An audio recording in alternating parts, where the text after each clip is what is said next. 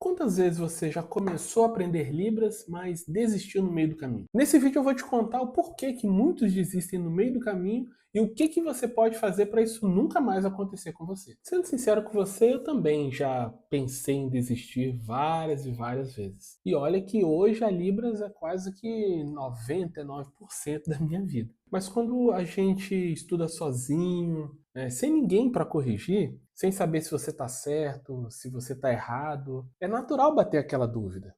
Será que eu sou capaz? Será que esse idioma é para mim mesmo? A maioria das pessoas desiste de aprender Libras não é por falta de vontade, mas por falta de direção. Imagina você tentar montar um quebra-cabeça no escuro.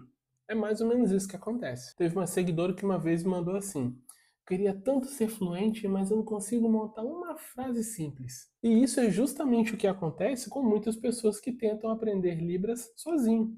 Mas vamos lá. Por que então que muitas pessoas desistem no meio do caminho ou nem tentam começar? Primeiro é o que chamamos de sofrimento do aprendizado solitário. É quando você não tem uma falta de correção, você não sabe se aquilo que você está fazendo está certo ou está errado, é uma falta de rotina no aprendizado, no seu treino. Então você vai estudando, mas um dia eu estudo 5 minutos, outro dia eu estudo 10, outro dia eu estudo 15, 20, uma hora.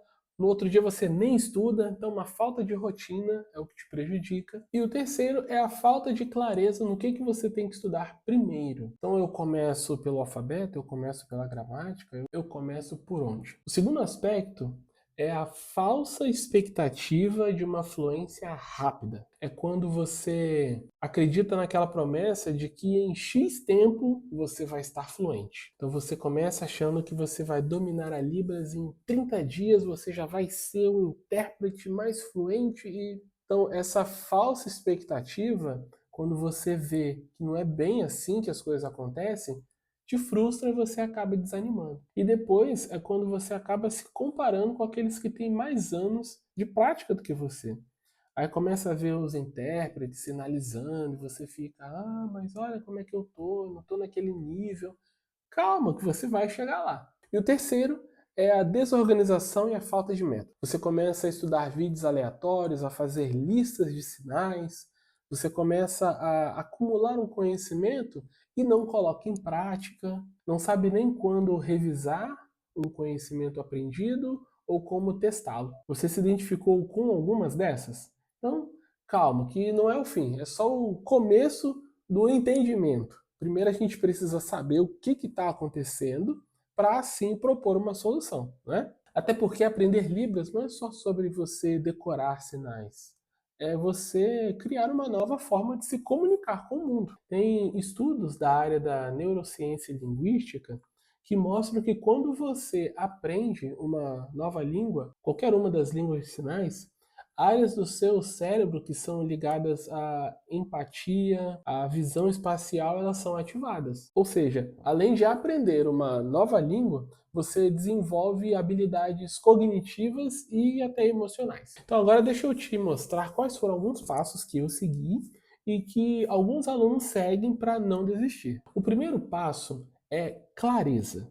Ou seja, você precisa saber o seu objetivo para aprender Libras. Pare e pensa, por que você quer aprender Libras? Para quê? Então, quando você tem clareza nesse pensamento, eu quero aprender Libras para conversar com surdos que eu encontrar. Eu trabalho num estabelecimento que frequentemente tem surdos, eu preciso recebê-los da melhor forma possível. Eu quero expandir agora mais a minha clientela para um novo público.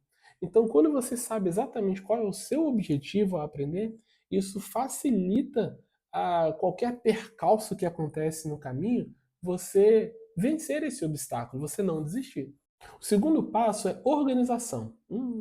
Aqui você precisa criar uma rotina leve e progressiva. O que isso quer dizer? Você não pode ficar agora se sentindo pressionado a ter que estudar tantas horas por dia, a ter que estudar tanto conteúdo. Então, assim, tenta criar uma rotina que ela seja leve e progressiva, no sentido de que cada estudo, cada dia você vai sentindo uma evolução. E o terceiro passo é o método. Você precisa estudar com materiais que guiem você. e não te soltem no meio do caminho. Então você criar uma lista de sinais talvez não seja o melhor método. Você estudar sinais soltos também não vai ser o melhor método. Então é importante encontrar o melhor método e se guiar por ele. E foi exatamente por isso que eu criei o Planner Mãos à Obra, porque ali tem um planejamento de estudos e ainda vem com o treinamento de Libras, para você que está estudando sozinho. Então ele foi feito para quem está começando ou já começou e se sente meio perdido. E o link está na descrição desse vídeo. Vai lá e dá uma olhada. Agora me diz aí nos comentários, qual foi o momento que você pensou em mais desistir de aprender Libras? E se esse vídeo fez sentido para você, já curte, compartilha e se inscreve no canal.